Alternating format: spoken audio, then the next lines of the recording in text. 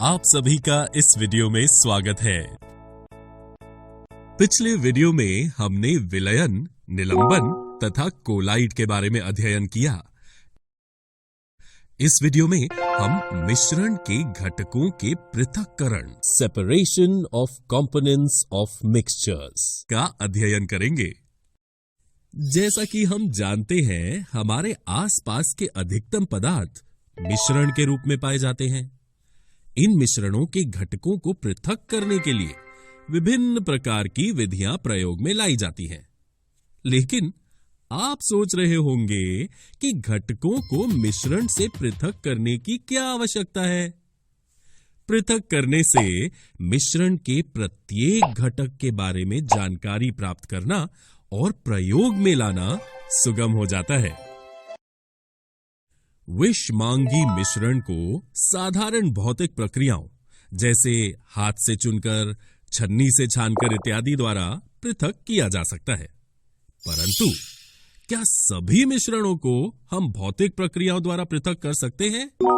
उदाहरणतः, क्या हम स्याही को किसी भौतिक प्रक्रिया द्वारा उसके घटकों में पृथक कर सकते हैं? नहीं। स्याही जैसे मिश्रणों को पृथक करने के लिए विशेष तकनीकों को प्रयोग में लाया जाता है। आइए अब हम इनमें से कुछ तकनीकों का अध्ययन करें। सबसे पहले हम वाष्पीकरण, इवेपोरेशन के बारे में जानेंगे।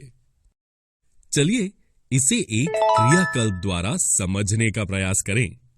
आधा बीकर जल लें। अब बीकर के मुख पर वॉच ग्लास रखें और वॉच ग्लास पर कुछ बूंद स्याही डालें। अब बीकर को गर्म करना शुरू करें। आप क्या देखते हैं? हम देख सकते हैं कि वॉच ग्लास से वाष्पीकरण, इवेपोरेशन हो रहा है। हम वाष्पीकरण होने तक बीकर को गर्म करना जारी रखेंगे। कुछ देर बाद आप देखेंगे कि वॉच ग्लास पर कोई परिवर्तन नहीं हो रहा है। तब हम उसे गर्म करना बंद कर देंगे। क्या वॉच ग्लास पर कोई अवशेष बचा है? जी हां, हम देख सकते हैं कि वॉच ग्लास पर नीले रंग का घटक डाई अवशेष के रूप में नजर आता है। तो आपके विचार में वॉच ग्लास पर से किसका वाष्पीकरण हुआ है? बिल्कुल ठीक, वॉच ग्लास पर से जल का वाष्पीकरण हुआ है। इसलिए अब हम इस क्रियाकल्प द्वारा ये निष्कर्ष निकाल सकते हैं कि स्याही जल और रंग के घटकों से बना एक मिश्रण है, जिसमें जल एक विलायक, सॉल्वेंट, और रंग एक विलेय पदार्थ, सॉल्यूट है। और हम वाष्पीकरण, इवेपोरेशन द्वारा विलायक, सॉल्वेंट से विलेय, सॉल्यूट को स्याही जैसे मिश्रणों में से पृथक कर सकते हैं। आइए अब हम पृथक्करण की दूसरी तकनीक, अपकेंद्रण, सेंट्रीफ्यूज के बारे में जानें। एक पात्र में थोड़ा संपूर्ण क्रीम युक्त दूध लें। अब इसे एक छन्नी द्वारा छानकर क्रीम को दूध से पृथक करने का प्रयास करें। क्या आप इसमें सफल रहे? नहीं। ऐसा क्यों? दरअसल दूध में मौजूद क्रीम के कण इतने छोटे होते हैं कि ये छानक पात्र से बाहर निकल आते हैं। फिर हम क्रीम युक्त दूध जैसे मिश्रणों को कैसे पृथक कर सकते हैं? आइए अब हम इस क्रीम युक्त दूध को एक परख नली में लें। अब एक अपकेंद्रीय यंत्र, सेंट्रीफ्यूजिंग मशीन से इसे 2 मिनट तक अपकेंद्रित करें। आप क्या देखते हैं? अपकेंद्रीय यंत्र को तेजी से घुमाए जाने पर दूध के भारी कण नीचे बैठ जाते हैं और क्रीम के हल्के कण ऊपर रह जाते हैं। क्रीम युक्त दूध जैसे मिश्रण, जैसे रक्त, अपशिष्ट जल इत्यादि, जिनमें मौजूद घटकों के कण बहुत छोटे होने के कारण छानन विधि द्वारा पृथक नहीं किए जा सकते। इस सिद्धांत अपकेंद्रण द्वारा पृथक किए जा सकते हैं। आइए अब हम अघुलनशील द्रव्यों, इनसॉल्युबल लिक्विड्स के मिश्रण के पृथक्करण की तकनीक के बारे में जानें। इस क्रियाकल्प में हम एक पृथक्करण कीप में मिट्टी के तेल और जल के मिश्रण को डालेंगे। अब हम कुछ देर तक इसे शांत छोड़ देंगे। कुछ देर बाद आप क्या देखते हैं? जी हां, कुछ देर बाद जल तथा तेल की पृथक पृथक परतें तैयार हो जाती हैं। लेकिन ऐसा क्यों? ऐसा इसलिए संभव होता है क्योंकि जल और मिट्टी का तेल अघुलनशील द्रव्य, इनसॉल्युबल लिक्विड्स हैं। मिट्टी का तेल जल से हल्का होने के कारण ऊपर की ओर उठकर पृथक परत बना लेता है और जल भारी होने के कारण नीचे की परत में रह जाता है। अब हम पृथक्करण कीप के स्टॉप कॉर्क को सावधानी पूर्वक खोलकर नीचे वाली जल की परत को एक बीकर में निकाल सकते हैं। जैसे ही तेल नीचे पहुंचे, स्टॉप कॉर्क को बंद कर दें।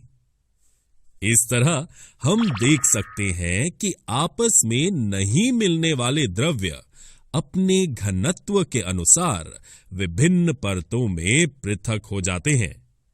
इसलिए पृथक्करण कीप की सहायता से अघुलनशील द्रव्यों के मिश्रण जैसे जल और तेल, पिघला हुआ लोहा और स्लैग यानी कि धातुमल इत्यादि को पृथक किया जा सकता है। आइए अब हम अगली तकनीक ऊर्ध्वपातन, सब्लिमेशन के बारे में जानें। एक चीनी मिट्टी की प्याली में नमक और अमोनियम क्लोराइड का मिश्रण लें। अब इस प्याली को एक कीप को उल्टा रखकर ढकें और कीप की नली के खुले सिरे को रुई से बंद कर दें। अब एक बर्नर का उपयोग कर चीनी मिट्टी की प्याली को धीरे धीरे गर्म करें। आप क्या देखते हैं? जैसे जैसे प्याली गर्म होती है, अमोनियम क्लोराइड की वाष्प प्याली की ऊपर की ओर उठने लगती है और कुछ देर बाद कीप की ठंडी सतह पर वो वाष्प ठोसीकृत होने लगती है। चीनी मिट्टी की प्याली को तब तक गर्म करते रहें जब तक उसमें से वाष्प उठना बंद नहीं हो जाता। अब बर्नर को बंद कर दें और कीप में ठोसीकृत हुई अमोनियम क्लोराइड को एक प्याली में खरोंचकर निकाल लें। इस तरह हमने नमक और अमोनियम क्लोराइड के मिश्रण को पृथक कर लिया। लेकिन ऐसा क्यों संभव हुआ? ऐसा इसलिए संभव हो पाया क्योंकि अमोनियम क्लोराइड एक ऊर्ध्वपातित हो सकने वाला अव्यय है, जो गर्म करने पर ठोस अवस्था से सीधे गैस अवस्था में परिवर्तित हो जाता है। इस क्रियाकल्प द्वारा हम ये निष्कर्ष निकाल सकते हैं कि ऐसे मिश्रण जिनमें ऊर्ध्वपातित हो सकने वाले अव्यय जैसे कपूर, नैफ्थलीन, एंथ्रोसीन इत्यादि को ऊर्ध्वपातित न होने योग्य अशुद्धियों से पृथक करने के लिए ऊर्ध्वपातन, सब्लिमेशन की प्रक्रिया का उपयोग कर सकते हैं। अगली पृथक्करण तकनीक है क्रोमेटोग्राफी। आइए इसके बारे में एक क्रियाकल्प द्वारा समझें। छानक पत्र की एक पतली परत लें। इसके निचले किनारे से 3 सेंटीमीटर ऊपर पेंसिल से एक रेखा खींच लें। अब उस रेखा के बीच में एक स्केच पेन की सहायता से जल में घुलनशील स्याही की एक बूंद रखें। इस बूंद को सूखने दें। अब एक जार में थोड़ा जल लें और उसमें इस छानक पत्र को इस प्रकार रखें कि वो जल की सतह से ठीक ऊपर रहे। अब इसे शांत छोड़ दें। आप क्या देखते हैं? छानक पत्र पर पृथक पृथक रंग नजर आ रहे हैं। ऐसा क्यों हुआ? जैसे जैसे जल छानक पत्र पर ऊपर की दिशा की ओर अग्रसर होता है, वो डाई के कणों को भी अपने साथ ले लेता है। प्रायः डाई 2 या 2 से अधिक रंगों का मिश्रण होता है। रंग वाला घटक, जो कि जल में अधिक घुलनशील है, तेजी से ऊपर उठता है और इस प्रकार रंगों का पृथक्करण संभव हो जाता है। मिश्रण से घटकों को पृथक करने की इस विधि को क्रोमेटोग्राफी कहते हैं। ये एक ऐसी विधि है जिसका प्रयोग उन विलेय पदार्थों को पृथक करने में होता है जो एक ही प्रकार के विलायक में घुले होते हैं। उदाहरणतः प्राकृतिक रंगों से पिगमेंट को पृथक करने में, रक्त से नशीले पदार्थों को पृथक करने में इत्यादि। अगली पृथक्करण तकनीक है आसवन विधि, डिस्टिलेशन। आइए इसे हम एक क्रियाकल्प द्वारा समझने का प्रयास करें। एक आसवन फ्लास्क, डिस्टिलेशन फ्लास्क में एसीटोन और जल का मिश्रण लें। इसमें एक थर्मामीटर लगाएं। अब उपकरण को इस तरह से व्यवस्थित करें। मिश्रण को धीरे धीरे गर्म करें और सावधानी पूर्वक थर्मामीटर का अवलोकन करें। जैसे जैसे मिश्रण गर्म होता है, आप क्या अवलोकित करते हैं? लगभग 56 डिग्री सेल्सियस पर एसीटोन की वाष्प आसवन फ्लास्क में ऊपर उठती नजर आती है। ये एसीटोन की वाष्प जल संघनक से गुजरने पर संघनित होकर पुनः द्रव्य अवस्था में बीकर में जमा होना शुरू हो जाती है। इस तरह हम एसीटोन और जल के मिश्रण को आसवन विधि, डिस्टिलेशन द्वारा पृथक कर सकते हैं। अब आप सोच रहे होंगे कि ऐसा क्यों संभव हो पाया? ऐसा इसलिए संभव हो पाया क्योंकि एसीटोन और जल का मिश्रण ऐसा मिश्रण है जो विघटित हुए बिना उबाला जा सकता है और उसके घटकों एसीटोन तथा जल के क्वथनांकों 56 डिग्री सेल्सियस और 100 डिग्री सेल्सियस के मध्य अंतराल हैं। 2 या 2 से अधिक घुलनशील द्रव्यों जिनके क्वथनांक का अंतर 25 केल्विन से कम होता है के मिश्रण को पृथक करने के लिए प्रभाजी आसवन विधि का प्रयोग किया जाता है। आप सोच रहे होंगे कि प्रभाजी आसवन विधि द्वारा तो हम केवल द्रव्यों के मिश्रण को पृथक कर सकते हैं, लेकिन यदि हमें गैसीय मिश्रण को पृथक करना हो तब भी क्या हम आसवन विधि का प्रयोग कर सकते हैं? आइए हम वायु के उदाहरण द्वारा इसके बारे में जानें। वायु एक समांगी मिश्रण है तथा इसके घटकों को प्रभाजी आसवन द्वारा पृथक किया जा सकता है। मान लीजिए हमें वायु से ऑक्सीजन गैस को पृथक करना है। ऐसा करने के लिए पहले हम उपकरणों को इस तरह व्यवस्थित करें। हमें वायु से ऑक्सीजन को प्राप्त करने के लिए वायु में उपस्थित दूसरी गैसों को पृथक करना होगा। द्रव्य वायु प्राप्त करने के लिए पहले वायु पर दबाव बढ़ाया जाता है और फिर ताप को घटाकर उसे ठंडा कर संपीड़ित किया जाता है।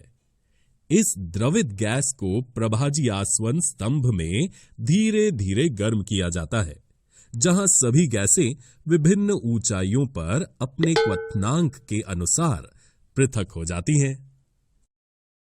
अब अंत में आखिरी पृथक्करण तकनीक है क्रिस्टलीकरण, क्रिस्टलाइजेशन। एक चीनी मिट्टी की प्याली में लगभग 5 ग्राम अशुद्ध कॉपर सल्फेट लें। जल की न्यूनतम मात्रा में इसे घोल दें। अशुद्धियों को छान लें। अब संतृप्त विलयन प्राप्त करने के जल को कॉपर सल्फेट के घोल से वाष्पीकृत करें। विलयन को छानक पत्र से ढक दें तथा कमरे के तापमान पर इसे दिन भर ठंडा होने के लिए शांत छोड़ दें। आप क्या देखते हैं? हम देख सकते हैं कि चीनी मिट्टी की प्याली में कॉपर सल्फेट के क्रिस्टल हैं। इस प्रक्रिया को क्रिस्टलीकरण, क्रिस्टलाइजेशन कहा जाता है। अब आप सोच रहे होंगे कि इस प्रक्रिया को हम कौन से मिश्रणों को पृथक करने में प्रयोग कर सकते हैं। क्रिस्टलीकरण का प्रयोग हम ठोस पदार्थों को शुद्ध करने में कर सकते हैं। उदाहरण के तौर पर समुद्री जल से नमक प्राप्त करते समय उसमें बहुत सी अशुद्धियां हो सकती हैं। इन अशुद्धियों को दूर करने के लिए क्रिस्टलीकरण विधि का प्रयोग किया जाता है। क्रिस्टलीकरण वो विधि है जिसके द्वारा क्रिस्टल के रूप में शुद्ध ठोस को विलयन से पृथक किया जाता है। और क्या आप जानते हैं, क्रिस्टलीकरण विधि साधारण वाष्पीकरण विधि से निम्नलिखित कारणों से उत्तम होती है। 1. कुछ ठोस विघटित हो जाते हैं या कुछ चीनी के समान गर्म करने पर झुलस जाते हैं। 2. छानने के पश्चात भी अशुद्ध विलेय पदार्थ को विलायक में घोलने पर विलयन में कुछ अशुद्धियां रह सकती हैं। वाष्पीकरण होने पर ये अशुद्धियां ठोस को दूषित कर सकती हैं। इस प्रकार मिश्रण की प्रकृति के अनुसार हमने सीखी गई विधियों में से किसी का प्रयोग कर हम शुद्ध पदार्थ प्राप्त कर सकते हैं।